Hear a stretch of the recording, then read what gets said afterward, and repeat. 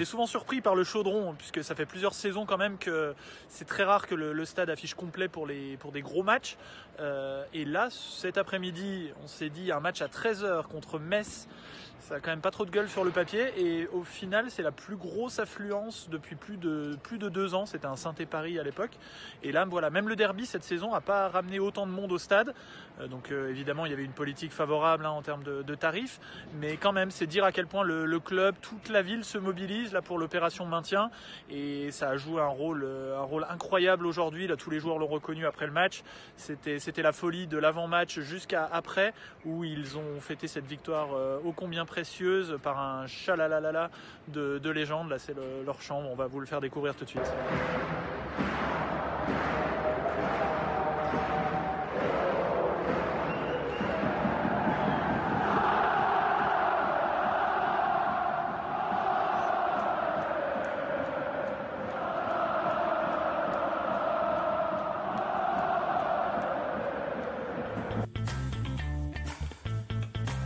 C'est un peu un mystère le vrai niveau de Denis Bouanga à la SSE. On l'avait découvert complètement épanoui, en pleine confiance il y a 2 ans, en 2019-2020, quand il claque 10 buts en Ligue 1 sur une saison écourtée, où la SSE s'était sauvé ric-rac. Là, la saison passée, il est dans le trou. Cette saison, ça repartait de la même manière avec Claude Puel. Un seul but sur les 3 derniers mois là, avant que Duprat n'arrive. Et voilà, depuis qu'il est de retour de la CAN, il est très bien. Là, il fait 2 passes décisives à Strasbourg, il marque contre Paris. Et aujourd'hui, ce but essentiel. Il a raté beaucoup encore aujourd'hui, mais quand même, il a un impact sur le jeu qu'il n'avait plus du tout. Il était pris en grippe par les supporters. Voilà, il nous l'a dit, c'était une question de confiance. Il l'a retrouvé, et Lucas Gourna, son coéquipier, a confirmé les dires de Duprat dans la semaine, en disant que c'était un joueur de dimension Ligue des Champions, Bouanga, et juste il réfléchissait trop sur le terrain. Et ben voilà, il fait bien de se lâcher davantage maintenant.